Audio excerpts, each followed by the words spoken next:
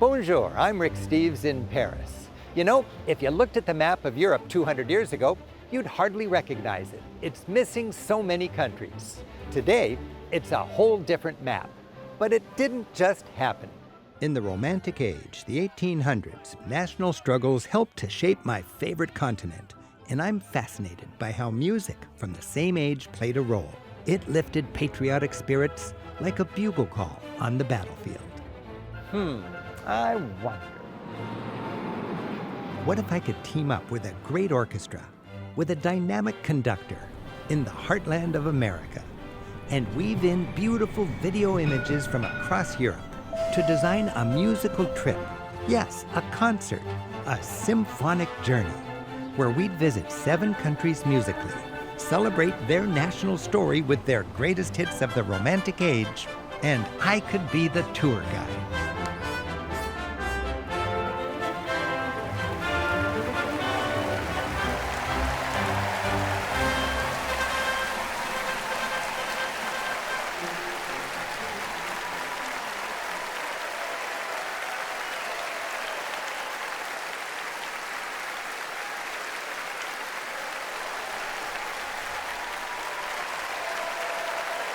Thank you. Thank you. I am thrilled to be here with all of you on the stage of historic Music Hall in Cincinnati, Ohio.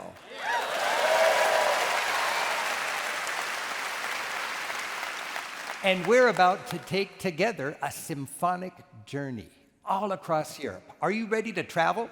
Yes! Great. Because conductor John Morris Russell and the Cincinnati Pops are about to take us to 7 countries musically, and I get to be your tour guide.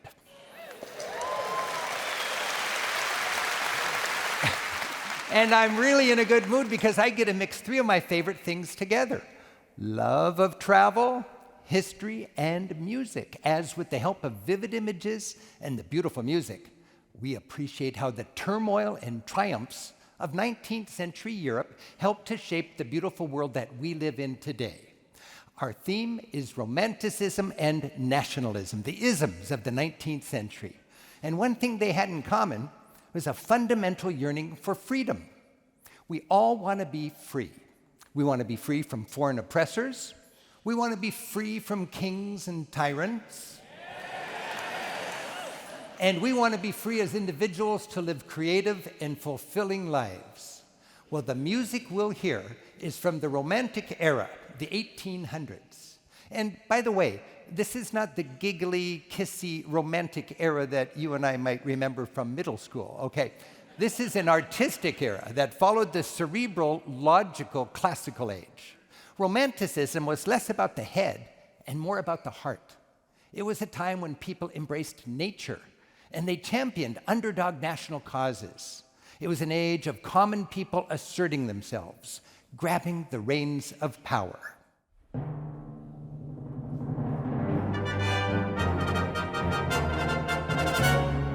While this is a European tour, we're starting in the United States, where we celebrate the accomplishments of the American Revolution, the world's first great democratic revolution that helped inspire the flourishing of freedom in 19th century Europe. America the Beautiful.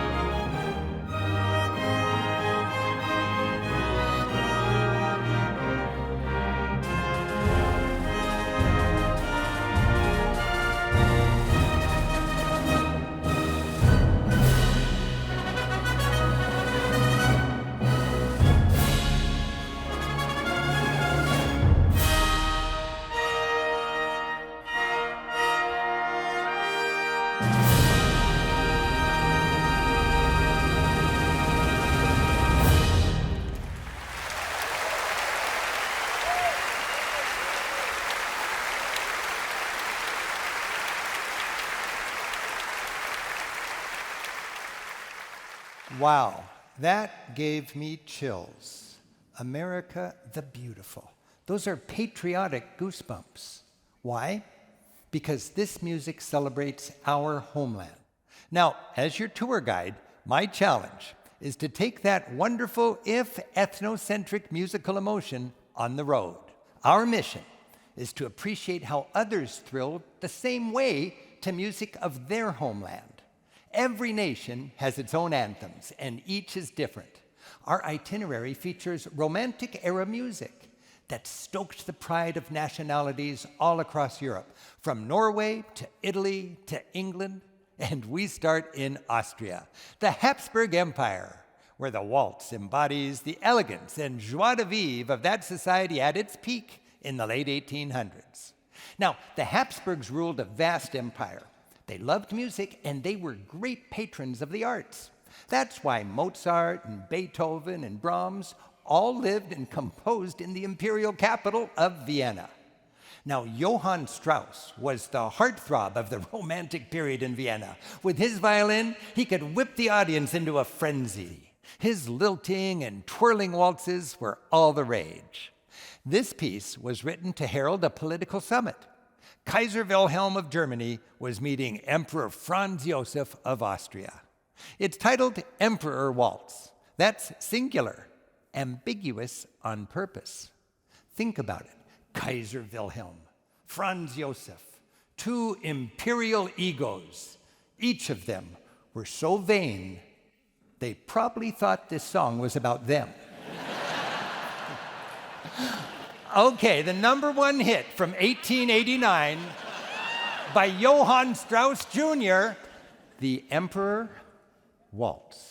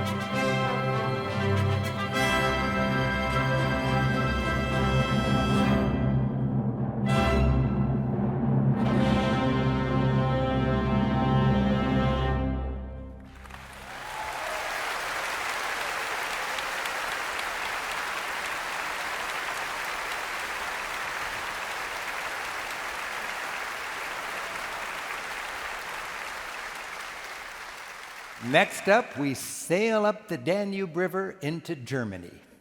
Now remember, in the mid-1800s, when our next piece was composed, there was no Germany. It was a piece of real estate about the size of Montana, made up of dozens of little independent German-speaking states. While fragmented, they had a dream in common: to create one unified German-speaking nation. Now, in the 19th century, far and wide, nation-states were coalescing, and there were wars. In the 1860s, when we Americans were fighting about separation, Germans and Italians were fighting about unification. Wannabe nations, to establish their legitimacy, dug deep, reviving mythic themes to show off their roots. You see it in the nostalgic art, and you see it in the neo-medieval castles of the age. The famous castle of Mad King Ludwig in Bavaria, Neuschwanstein, it looks medieval, but it was actually built about the same time as the Eiffel Tower. King Ludwig was a huge fan of the Romantic composer Richard Wagner. In fact, many rooms in his castle were inspired by Wagnerian operas.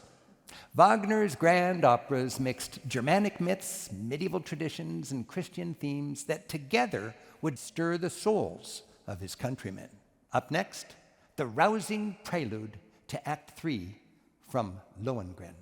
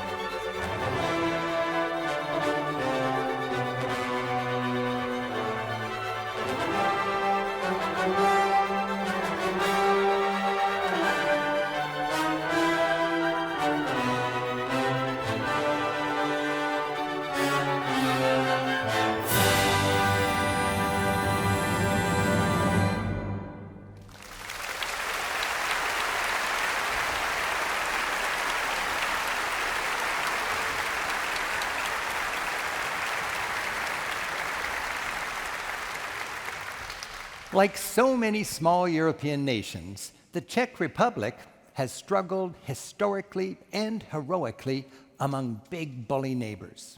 Imagine, to the north you've got Prussia. To the south, you've got Austria and the Habsburgs. And to the east, Russia. This is not Mr. Rogers' neighborhood. The 19th century was a time of national awakenings. From Finland to Bulgaria, small nations were on the rise. Again, romantic art and romantic music championed underdog causes. And a key figure in the Czech national revival movement was the composer Beatrix Smetana. Our next piece, the Moldau, gets its title from the great river that literally and emotionally connects the Czech people. But Moldau is the river's German name, and the composer, Smetana, would much rather we call it by its Czech name, the Vltava. Over many difficult centuries, the Vltava helped preserve the language, the culture, and the identity of the Czech people.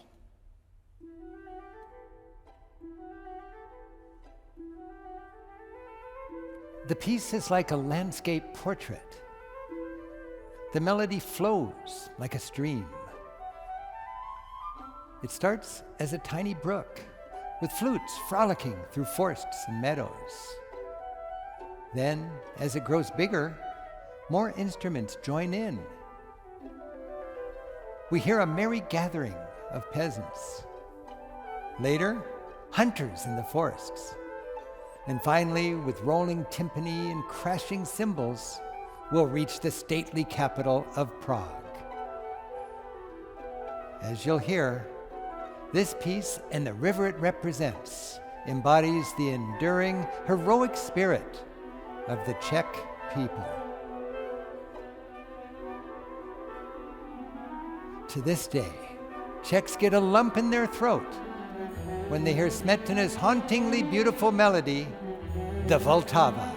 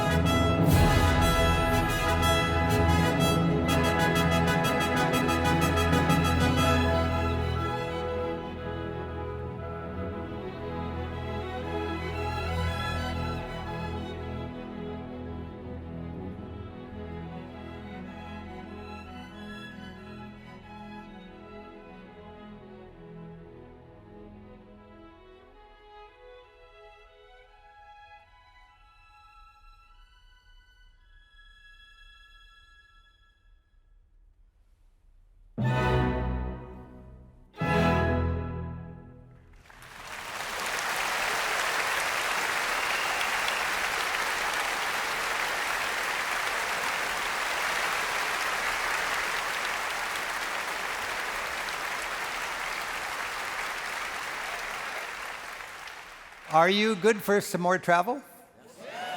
I hope so, because we've still got England, Italy, Norway, and France on our itinerary.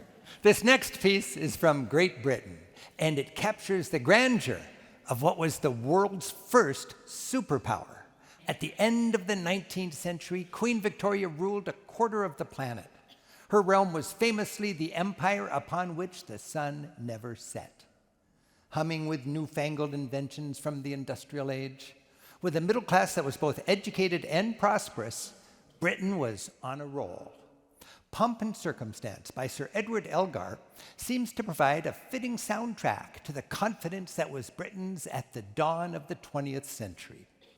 Now today, we Americans know this piece because we use it at commencement ceremonies to celebrate educational triumphs.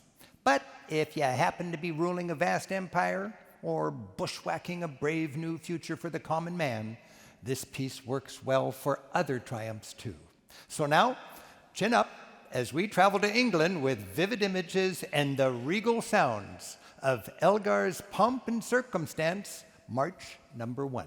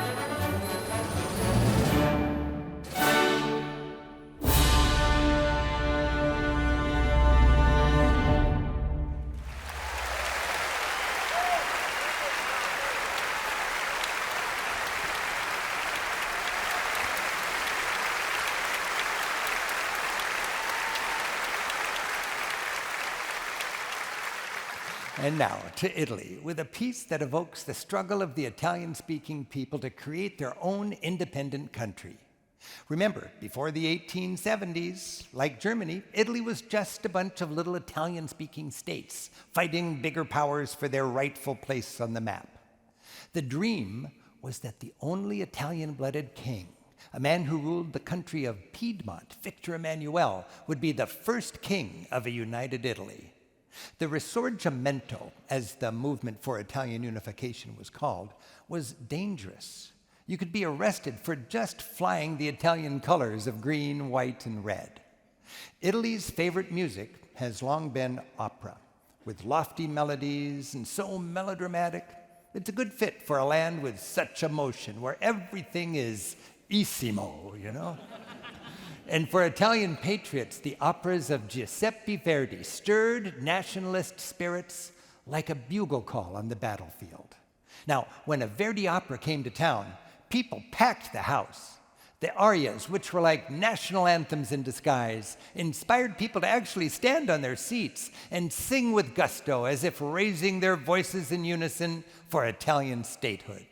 Even the composer's name, Verdi, became a nationalistic cry for an Italian-born king. V-E-R-D-I, Victor Emmanuel Re d'Italia, King of Italy. This next piece was composed when Austria ruled much of the Italian land. It's from the opera Nabucco. The plot is ancient. It's from the Old Testament. The Jews were conquered and then exiled from their homeland by the Babylonians. The Italians could relate. In fact, the famous chorus of the Hebrew slaves, Va Pensiero, came to symbolize the Italian struggle. And with so much political symbolism, this opera just barely got by the censors. By Giuseppe Verdi, here's the stirring overture from the opera Nabucco.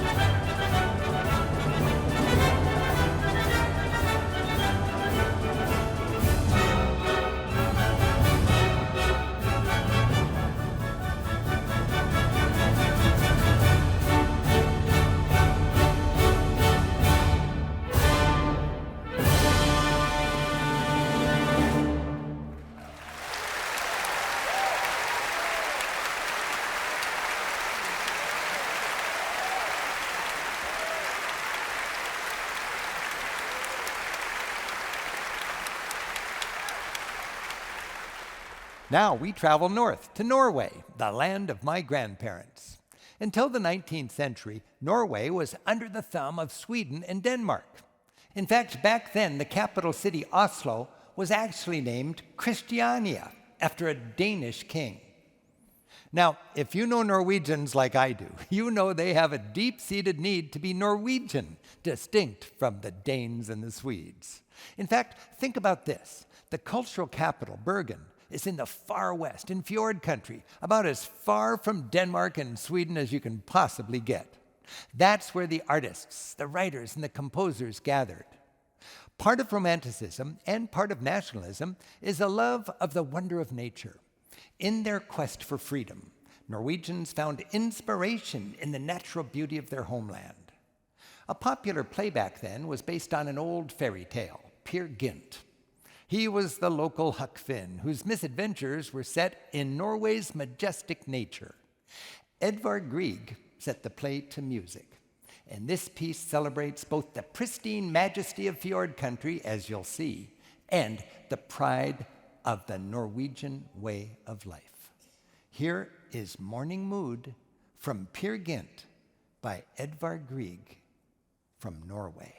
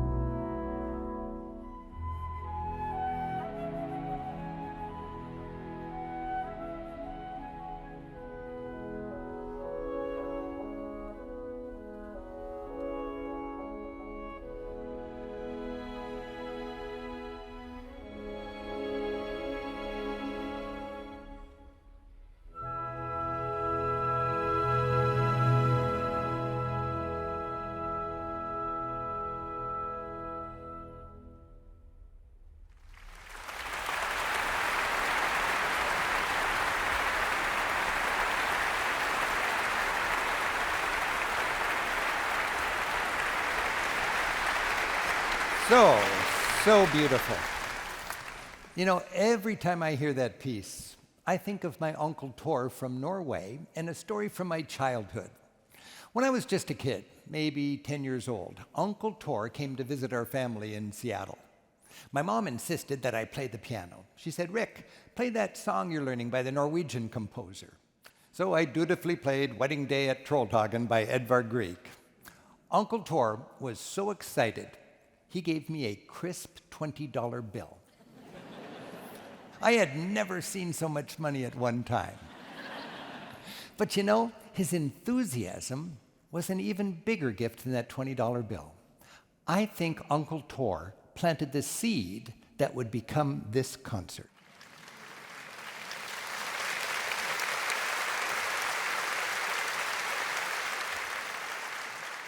Tor was demonstrating the joy of two cultures coming together through music. Or maybe he was just bribing me to stop playing. I'm not sure. Okay, no tour of Europe, musical or otherwise, is complete without a stop in France. France was the home of the Enlightenment, the Great Revolution, in so many ways where modern Europe was born. Now, in the 19th century, France was certainly independent, but its struggles were domestic. It was the commoners against the aristocracy, the 99% versus the 1%. With its revolutions, and it took several, the French led the charge in Europe to finally end the medieval old regime, that notion of divine monarchy, that some were born ordained by God to rule without limit, and everybody else, well, just deal with it. Throughout the 19th century, the revolutionary slogan pushing for an end to this old regime was liberté, égalité, fraternité. This romanticism promoted radical ideals of political freedom. Imagine government actually by, for, and of the people. Listening to French music from the 19th century, I can almost hear the rabble in the streets. I find myself cheering liberty, equality, brotherhood, and of course, Vive la France. Up next, by Camille Saint-Saëns, Marche militaire française, the French military march.